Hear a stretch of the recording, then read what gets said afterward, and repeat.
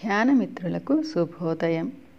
గురుర్ బ్రహ్మ గురుర్విష్ణు గురుర్దేవో మహేశ్వరః గురుర్ సాక్షాత్ పరబ్రహ్మ గురుర్ సాక్షాత్ పరబ్రహ్మ తస్మై శ్రీ గురవే నమః తస్మై శ్రీ గురవే నమః.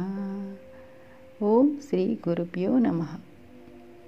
ఈరోజు నుంచి మనము పరమ గురువుల యొక్క సచ్చరితను ధ్యాన స్థితిలో వింటూ వారి యొక్క అద్భుతమైన ఎనర్జీస్తో కనెక్ట్ అవుదాం మాస్టర్స్. ఈరోజు మాస్టర్స్ మనకిచ్చినటువంటి దత్తావతారమైనటువంటి దివ్య మహాత్ముడు పరమాత్మ స్వరూపుడైనటువంటి శ్రీ శ్రీ హజరత్ తాజుద్దీన్ బాబా వారి దివ్య చరితము. వీరి యొక్క రచనామృతాన్ని మనకు అందించినటువంటి పూజ్య ఆచార్య శ్రీ ఎక్కిరాల భరద్వాజ గారు. ధ్యాన స్థితిలో కూర్చుందాం. కాళ్ళు క్రాస్ చేసుకొని వేళ్ళల్లో వేళ్ళు పెట్టుకొని స్థిర సుఖ ఆసనంలో సహజంగా జరుగుతున్న శ్వాసను గమనిస్తూ నిదానంగా కళ్ళను మూసుకోండి మాస్టర్స్. ఎందుకంటే విశ్వశక్తిని మనం బ్రహ్మరంధ్రం ద్వారా స్వీకరిస్తాం, కానీ జ్ఞానశక్తిని మనం మన దివ్య నేత్రం అంటే తోడై ద్వారా స్వీకరిస్తాం. అందుకే ముందుగా శ్వాసను గమనిస్తూ మీ యొక్క ధ్యాసను తాడై పాయింట్లో నిలిపి ప్రశాంతంగా శ్రీ తాజుద్దీన్ బాబా వారి సచ్చరితమును మన యొక్క జ్ఞాన భాండాగారంలో నింపుకుందాం మాస్టర్స్. శ్రీ హజరత్ తాజుద్దీన్ బాబా దివ్య చరిత్ర అధ్యాయము 1. జననము, బాల్యము, సంపూర్ణత్వము. తాజుద్దీన్ బాబా పూర్వీకులు అరబ్బు దేశం వారు. హజరత్ ఇమాం ఆస్కార్ అని ఆయన మనుమడైన సయ్యద్ అబ్దుల్లా అరేబియా దేశం నుంచి హిందూ దేశానికి వచ్చి మద్రాసులో స్థిరపడ్డారు. చాలా కాలంగా ఆయన సంతతి వారంతా మద్రాసు పరిసర ప్రాంతంలోనే నివసిస్తూ వస్తున్నారు. ఆ సంతతిలోని వాడే సయ్యద్ బద్రుద్దీన్. సయ్యద్ బద్రుద్దీన్ సైన్యంలో చేరి మద్రాసు ప్లాటూన్ 32లో సుబేదారుగా ఉంటూ కామ్టీ అనే ఊళ్ళో ఉంటూ ఉండేవాడు. 1861 సంవత్సరము జనవరి 27వ తేదీన గురువారం ఉదయం 5:15 కామ్టీలో బద్రుద్దీన్కు కొడుకు పుట్టాడు. ఆ పిల్లవాడికి తాజుద్దీన్ అని పేరు పెట్టారు. అయితే తాజుద్దీన్ అందరి పిల్లల వలె పుట్టగానే ఏడవలేదు. తల్లిదండ్రులు శిశువులో జీవం ఉందో లేదోనని అనుమానించి గాబరా పడ్డారు. అందుచేత వారి ఆచారం ప్రకారం శిశువు కణతల మీద ముఖం మీద కాల్చారు. అప్పుడు ఆ శిశువు తాను జీవించే ఉన్నానని తెలపడానికేమో అన్నట్లు కొద్ది క్షణాలు మాత్రమే రోదించి ఊరుకొని అన్ని వైపులకు చూడనారంభించాడు. మహాత్ముడైన తాజుద్దీన్ ముఖం మీద ఆనాడు కాల్చిన ముద్రలు శాశ్వతంగా ఉండిపోయాయి. తాజుద్దీన్ తల్లిదండ్రులకు ఆయనను బాబా తాజుద్దీన్గా చూసే అదృష్టం లేకపోయింది. తాజుద్దీన్ పుట్టిన సంవత్సరానికే అతని తండ్రి బద్రుద్దీన్ చనిపోయాడు. ఆయనకు 9వ సంవత్సరం రాగానే తల్లి కూడా గతించింది. తండ్రి చనిపోయిన తరువాత తాజుద్దీన్ వాళ్ళ అమ్మమ్మ గారి ఇంటి వద్దనే పెరిగాడు.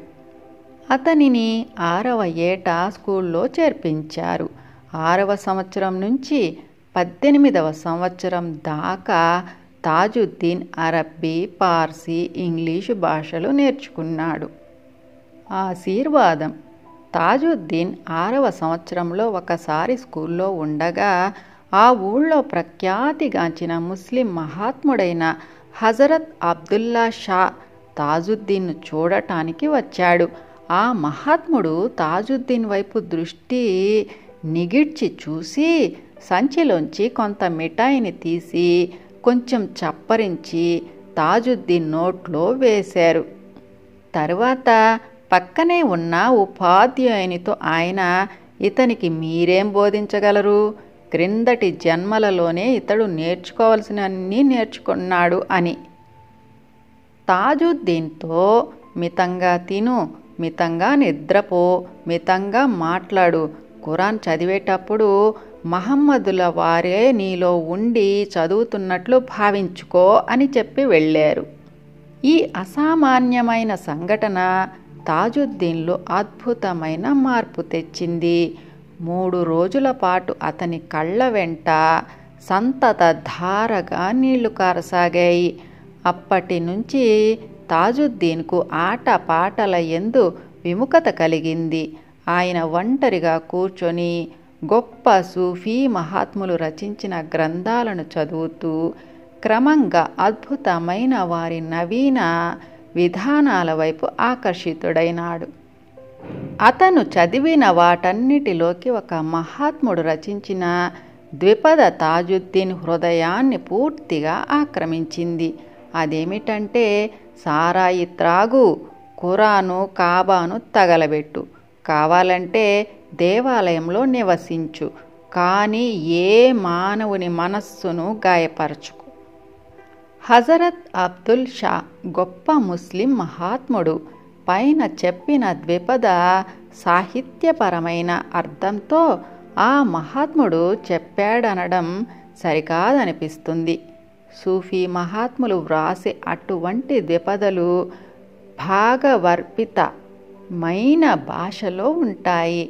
ఆ పదాలలో పైకి ప్రకటనమయ్యే అర్థమే కాక లోతైన ఆధ్యాత్మిక సత్యాలు ఇమిడి ఉంటాయి. సామాన్యంగా వారు ఆధ్యాత్మిక అనుభూతులను గురించి చెప్పేటప్పుడు త్రాగుడు, ప్రేమ, మైకం లాంటి పదాలు వాడుతూ ఉంటారు. అలాగే తాజుద్దీన్ను ఆకర్షించిన ద్విపదలో సారాయి త్రాగు అంటే భక్తి పారవస్యం చెందటం, అలాగే ఖురాన్ అంటే కాగితాల మీద ముద్రించబడ్డ సిరా కాదు, పవిత్రమైన కాబా అంటే నల్లని రాయి మాత్రం కాదు, దేవాలయంలో నివసించు అంటే ఎవరి నమ్మకాలను, ఆచారాలను వారిని పట్టించుకోనివ్వు అని భావం. అందుకే ఆయన సిద్ధ పురుషుడిగా ప్రఖ్యాతిగాంచిన తర్వాత హిందువులను, ముస్లిములను కూడా సమానంగా గౌరవించేవారు. అన్నిటికంటే ఉత్తమమైన ధర్మం ఇతరుల శరీరాలను కానీ, హృదయగత భావాలను కానీ దెబ్బతీయకుండటం. తాజుద్దీన్ బాబా జీవిత చరిత్ర అంతా ఈ సత్యాలను గూర్చిన మౌన వ్యాఖ్య. సైన్యంలో ఉద్యోగం. తాజుద్దీన్ 18వ ఏట కామ్టీ దగ్గరగా ఉన్న కమాస్ అనే నదికి తీవ్రమైన వరదలు వచ్చాయి.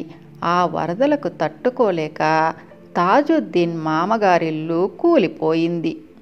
వరద బాధితుల కష్టాలు చూసి తాజుద్దీన్ హృదయం చలించింది. వరద వలన కలిగిన అపార నష్టం వలన తాజుద్దీన్ మామగారైన హజరత్ అబ్దుల్ రెహమాన్ అటవీ శాఖ కార్యాలయంలో ఇల్లు గడవడం కోసం పని చేయవలసి వచ్చింది. ఆయన తాజుద్దీన్ను సైన్యంలో చేరమని సలహా ఇచ్చారు. తాజుద్దీన్ తన 20వ ఏట 1881వ సంవత్సరంలో 13వ నాగపూర్ రెజిమెంట్లో చేరాడు. సైన్యంలో ఉండగా తాజుద్దీన్ ఉద్యోగ నిర్వహణలో దేశం నలుమూలలా తిరిగాడు. ఫ్రాన్స్ మొదలైన విదేశాలలో కూడా ఆయన పర్యటించారు.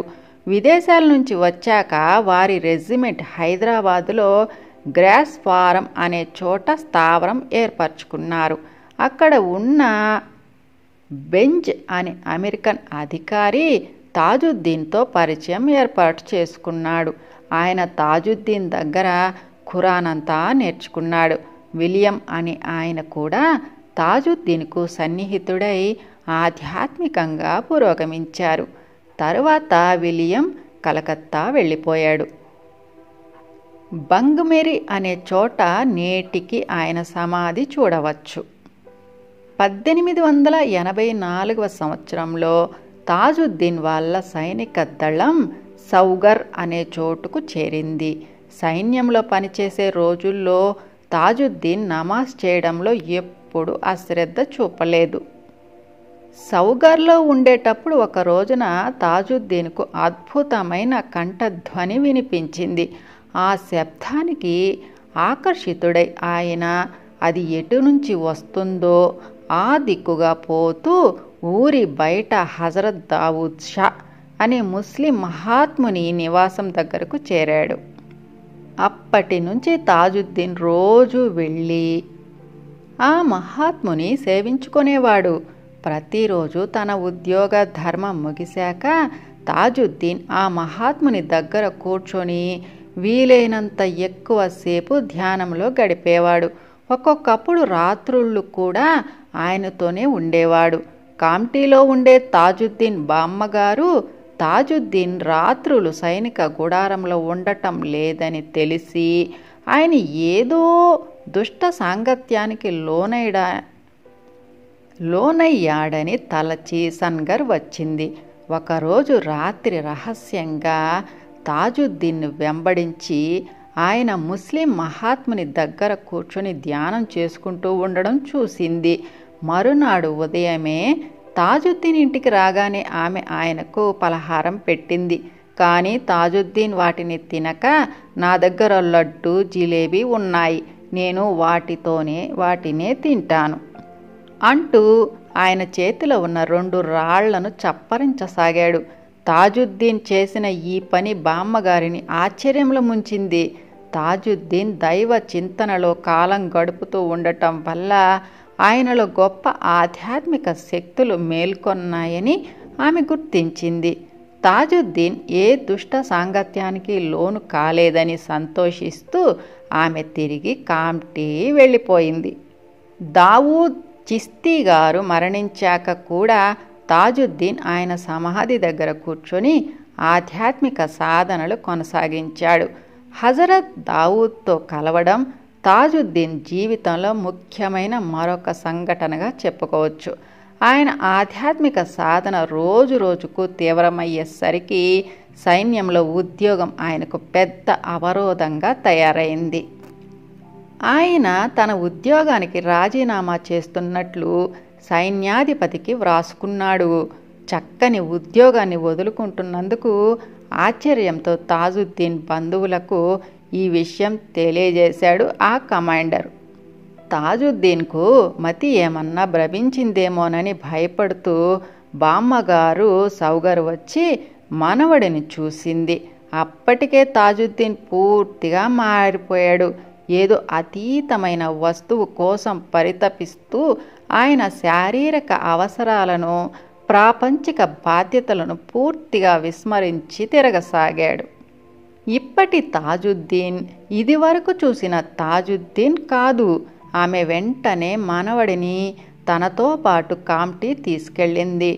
ఆయనను మామూలు ప్రపంచంలో పడవేయడానికి ఎన్నో చికిత్సలు చేయించింది.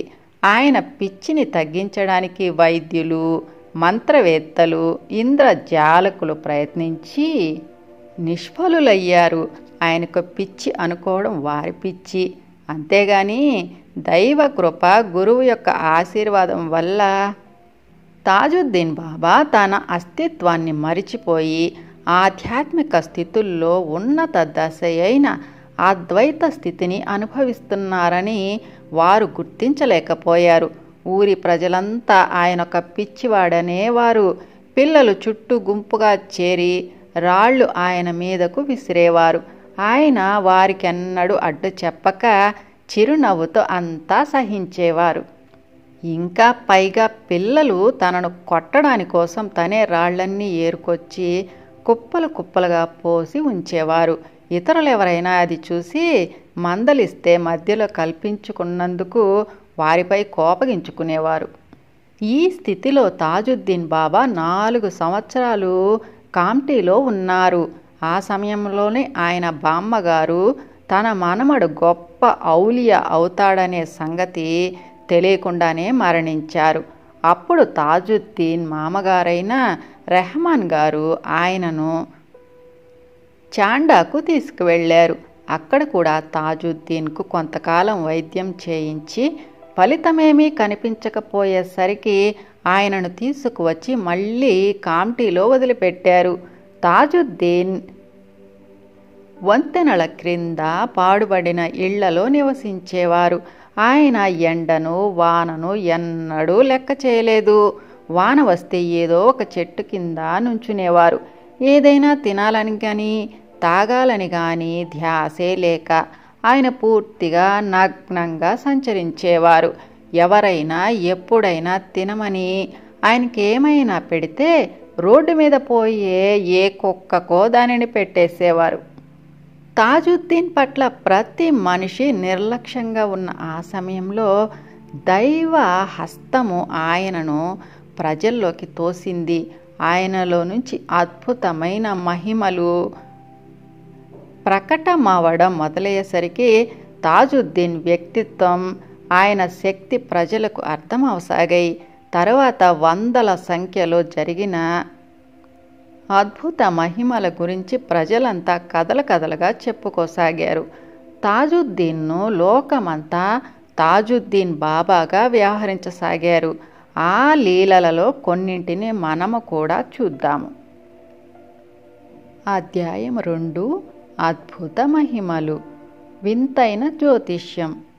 కామ్టీలో ఒక కుమ్మరి వాని ఇంటికి తాజుద్దీన్ బాబా ఒకసారి వెళ్ళి అతనితో, ఈ ఇల్లు ఖాళీ చెయ్యి, నీ వస్తువులన్నింటినీ వీలైనంత త్వరగా బయటికి చేర్చుకో అన్నాడు. బాబా కీర్తిని ఇదివరకే విన్న కుమ్మరి ఆయన పట్ల గౌరవంతో ఆయన చెప్పినట్లే చేశాడు. ఆ రాత్రి ఆ ఇల్లు కూలిపోయింది. ఆ విధంగా ఆ కుమ్మరివాని కుటుంబం మృత్యువు నుంచి రక్షింపబడడంతో వారు కూడా భక్తులయ్యారు బాబాకు. ఒకసారి తాజుద్దీన్ బాబా ఒక ఇంటికి వెళ్ళి భిక్ష అడిగారు. ఆ వ్యక్తి, ఈ సమయంలో ఇంట్లో పక్వాన్నం లేదు బాబా అన్నాడు. తాజుద్దీన్ బాబా విడవకుండా అతనితో, పెట్టెలో ఆహారం ఉంచుకొని లేదని అబద్ధమాడతావేం అన్నాడు. తాజుద్దీన్ బాబా అసామాన్య శక్తుల గురించి అతడిదివరకే విన్నాడు కనుక ఇంట్లోకి వెళ్ళి పెట్టెలో వెతికాడు. ఆశ్చర్యం! ఆ పెట్టెలో ఎవరూ ఇంతకుముందు దాచకనే అందులో ఆహార పదార్థాలున్నాయి. వాటిని తెచ్చి అతను బాబాకు సమర్పించాడు. దావానలం ఎంత వేగంగా అన్ని వైపులకు వ్యాపిస్తుందో అలాగే తాజుద్దీన్ బాబా మహిమల గురించి దేశ దేశాలు ప్రాకిపోయింది. ప్రజలు బాబా ఆశీస్సుల కోసము, ఆయన కృపా దృష్టి వల్ల తమ కోరికలు తీరుతాయనే ఆశతోనూ ఆయన చుట్టూ మూగేవారు. ఏమాత్రం శ్రమ పడకుండా కానీ ఖర్చు లేకుండా కోరికలు తీరే మార్గం దొరికితే ఆ కోరికలు తీర్చడంలోని వారి దివ్యత్వాన్ని మరుస్తారు. వ్యక్తిగత కృషి, త్యాగ భావనలతో తమ స్థితిని అభివృద్ధి పరుచుకోవడానికి బదులు విలువ లేని విషయాలను కోరడానికి మనిషి దిగజారి ఇంకా దుఃఖాన్ని కొని తెచ్చుకుంటాడు. అటువంటి మనస్తత్వంతో ప్రజలు వారి చుట్టూ చేరుతున్నప్పుడు మహాత్ములు వారి అద్భుత శక్తులను సత్యం కోసం అన్వేషించే సాధకులకు నిదర్శనాలివ్వటం వరకు మాత్రమే పరిమితం చేసుకుంటారు. కాలక్షేపం కోసం వారి దివ్య శక్తులను పరీక్షింపయత్నించే వారిని మహాత్ములు లక్ష్య పెట్టరు. నిజమైన మహాత్ములెప్పుడు భక్తుల వ్యక్తిగత మానసిక దృక్పథాల వల్ల ఖచ్చితమైన అవగాహన కలిగి ఉంటారు. కొంతకాలానికి స్వార్థహితమైన కోరికలతో మహిమల కోసం వేధించే ప్రజల పట్ల తాజుద్దీన్ బాబా విసుగు చెందారు. ఒకరోజు ఆయన, నేను రేపు పిచ్చాసుపత్రికి వెళతాను అన్నారు. చెప్పినట్లుగానే ఆయన మరో రోజు పిచ్చాసుపత్రికి వెళ్ళారు. అయితే ఆయన అక్కడికి వెళ్ళిన పద్ధతి వింత గొల్పెడిదిగాను హాస్యపూరితంగానూ ఉంది. మరునాడు సూర్యోదయ సమయాన నగ్నంగా ఆయన ఆంగ్లేయ స్త్రీల టెన్నిస్ క్లబ్ ముందు నించున్నాడు. ఆయనను చూసిన ఆంగ్లేయ స్త్రీలు అశ్లీలమైన ఆయన ప్రవర్తనకు రెచ్చిపోయి పోలీసులను పిలిచి ఈయనను పిచ్చాసుపత్రికి పంపించమన్నారు. పోలీసు వారు తాజుద్దీన్ బాబాను నాగపూర్ పిచ్చాసుపత్రిలో చేర్చారు. ఆ విధంగా చేర్చమని కాంప్టీ కంటోన్మెంట్ జిల్లా న్యాయాధికారి 1892 ఆగస్టు 26న ఉత్తర్వు జారీ చేశారు.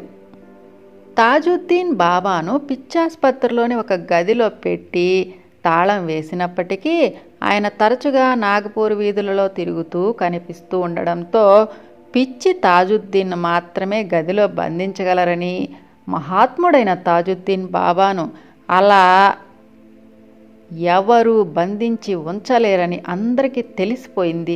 పిచ్చాసుపత్రిలో చేర్చే రోజుకు తాజుద్దీన్ బాబా వయస్సు 32 సంవత్సరాల 7 నెలల 9 రోజులని నమోదు చేయబడింది. ఆంగ్లేయ స్త్రీల విస్మయం. పోలీసులు తాజుద్దీన్ బాబాను పిచ్చాసుపత్రిలో చేర్పించాక కొద్ది రోజులకు ఆయనకు ఆ శిక్ష పడడానికి కారకులైన ఆంగ్లేయ స్త్రీలు తాజుద్దీన్ బాబా కాంప్టీలో తమ ఇంటి వైపు వెళ్తుండడం చూశారు. పోలీసులు తమ మాటను లెక్క చేయక తాజుద్దీన్ బాబాపై ఎట్టి చర్య తీసుకోలేదని తలచి వారు నేరుగా పిచ్చాసుపత్రికి వెళ్ళి ఆ పిచ్చి పకీరును స్వేచ్ఛగా విడిచిపెట్టినందుకు పోలీసులను నిందించారు. పోలీసులు ఆశ్చర్యపోతూ వారిని తాజుద్దీన్ బాబా ఉండే గదికి తీసుకుపోయారు. అందులో బాబా కటకటాల వెనుక హాయిగా కూర్చుని ఉన్నారు. ఆంగ్లేయ స్త్రీల ఆశ్చర్యానికి అంతులేదు. తాజుద్దీన్ బాబా అటువంటి అద్భుత శక్తులు ప్రదర్శించిన సంఘటనలు ఇంకా ఎన్నో ఉన్నాయి. ఆ రోజులలో పిచ్చాసుపత్రిలో ముఖ్య డాక్టర్లుగా అబ్దుల్ మజీద్ ఉండేవారు. ఒకనాటి రాత్రి ఆయన హాస్పిటల్లో పర్యవేక్షణ చేస్తుండగా తాజుద్దీన్ బాబా ఆసుపత్రి వరండాలో తిరుగుతూ కనిపించారు. వెంటనే డాక్టర్ గారు రోగులను వారి వారి గదులలో ఉంచి తాళాలు వేసే ఉద్యోగి దగ్గరకు వెళ్ళి తాజుద్దీన్ బాబాను అలా బయట వదిలినందుకు నిందించారు. అతడు డాక్టర్ను వెంట పెట్టుకుని తాజుద్దీన్ బాబా గదికి తీసుకుపోయి చూపాడు. తాజుద్దీన్ బాబా తాళం వేసి ఉన్న గదిలో కూర్చుని ఉండడం చూసి డాక్టర్ గారు ఈయన మామూలు పిచ్చివాడు కాదు అని తెలుసుకున్నాడు. అప్పటి నుండి ఆయన తాజుద్దీన్ బాబాకు డాక్టర్గా మాత్రమే కాక భక్తుడిగా కూడా అయ్యారు. అతను ఏ పని చేసినా బాబా ఆశీస్సులతోనే చేసేవాడు. తర్వాత డాక్టరు అబ్దుల్ మజీద్కు తాజుద్దీన్ బాబా ఎన్నో నిదర్శనాలు చూపారు. పారిపోయిన పిచ్చివాడు. ఒకరోజు ఆసుపత్రి నుంచి ఒక రోగి పారిపోయాడు. ఎంత వెదికినా అతని జాడ దొరకలేదు. ఆసుపత్రి అధికారి అయిన డాక్టరు అబ్దుల్ మజీద్ చాలా ఆందోళనగా ఉన్నారు. ఆ సమయంలో తాజుద్దీన్ బాబా డాక్టర్ దగ్గరకు వచ్చి, నువ్వేమీ కంగారు పడవద్దు, నిశ్చింతగా ఉండు, రేపు ఉదయానికల్లా రోగి తనంతట తానే తిరిగి వస్తాడు అని చెప్పాడు. మరునాడు ఉదయానికల్లా ఆ పిచ్చివాడు ఆసుపత్రి గేటు ముందు కనిపించాడు. వెంటనే కాపలావారు అతనిని పట్టుకున్నారు. తర్వాత డాక్టర్ మజీద్ అతనిని ఎక్కడికి పోయాడో ఎలా తిరిగి వచ్చాడో అడిగినప్పుడు ఆ పిచ్చివాడు తాను ఆసుపత్రి నుంచి పారిపోయాక కొంతసేపు అటు ఇటు తిరిగి డాక్టర్ మజీద్ ఇంటి వైపు వెళ్తుండగా తాజుద్దీన్ బాబా కనపడి తనను తీసుకొని ఆసుపత్రి గేటు దగ్గర వదిలిపెట్టి పోయారని చెప్పాడు. ఇందులో ఆశ్చర్యకరమైన విషయం ఏమిటంటే ఆ వ్యక్తి పారిపోయిన దగ్గర నుంచి మళ్ళీ తిరిగి వచ్చిందాకా తాజుద్దీన్ బాబా ఆసుపత్రిలోని తన గదిని దాటి ఎక్కడికి పోలేదు. ఈ అపూర్వమైన సంఘటన డాక్టర్ మజీద్కు బాబాపై దృఢమైన భక్తి శ్రద్ధలు కలిగేలా చేసింది. మృత్యువు నుంచి డాక్టర్కు రక్షణ. తన స్వంత పని మీద బొంబాయి వెళుతూ ఒకసారి డాక్టరు అబ్దుల్ మజీద్ తాజుద్దీన్ బాబాను ఆశీర్వదించమని అడిగాడు. బాబా మౌనంగా ఊరుకున్నాడు. బాబా ఆశీర్వదించకుండా ఉండిపోయినా డాక్టరు ఆయన ఉద్దేశాన్ని గ్రహించక మళ్ళీ మళ్ళీ పీడించసాగారు. చివరికి విసిగిపోయిన తాజుద్దీన్ బాబా ఇలా అన్నారు: మాట లక్ష్య పెట్టకుండా నువ్వు వెళ్ళేటట్లయితే వెళ్ళు, అయితే ఈ ఆకును మాత్రం నీ చెంతనే ఉంచుకో అని క్రింద పడి ఉన్న చిన్న ఆకును తీసి డాక్టర్ చేతిలో ఉంచారు. డాక్టరు ఆ ఆకును భద్రంగా జేబులో దాచుకుని బొంబాయికు ప్రయాణమయ్యారు.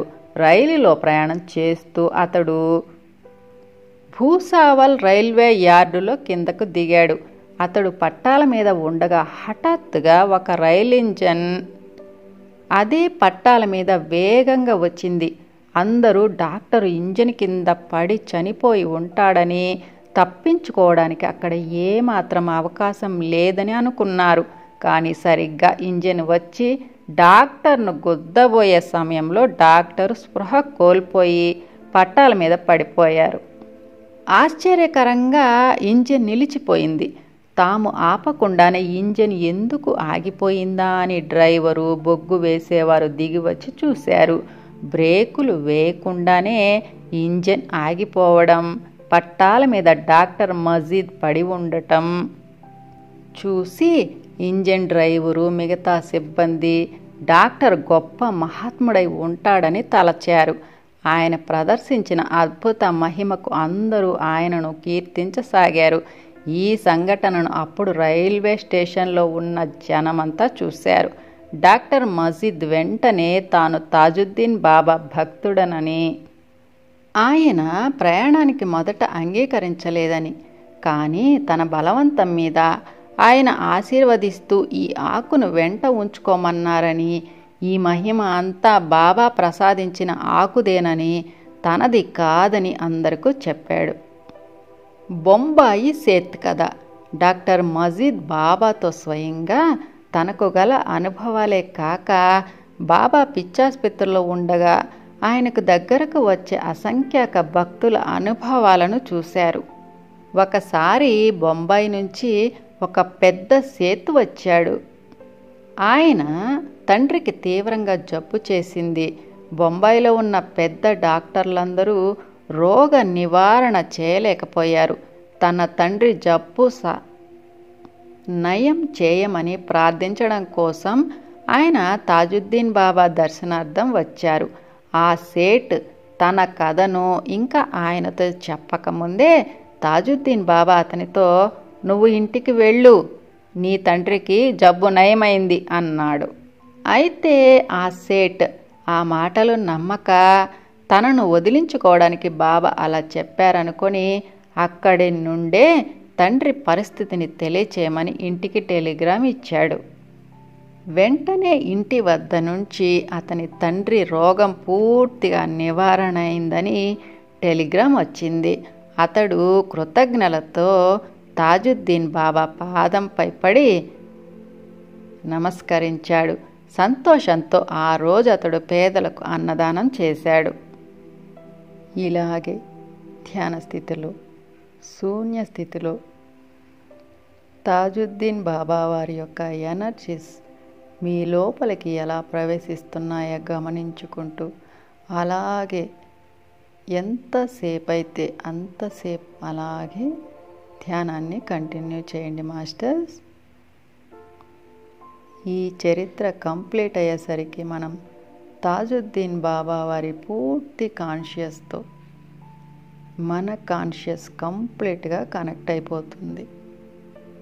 ధన్యవాదాలు.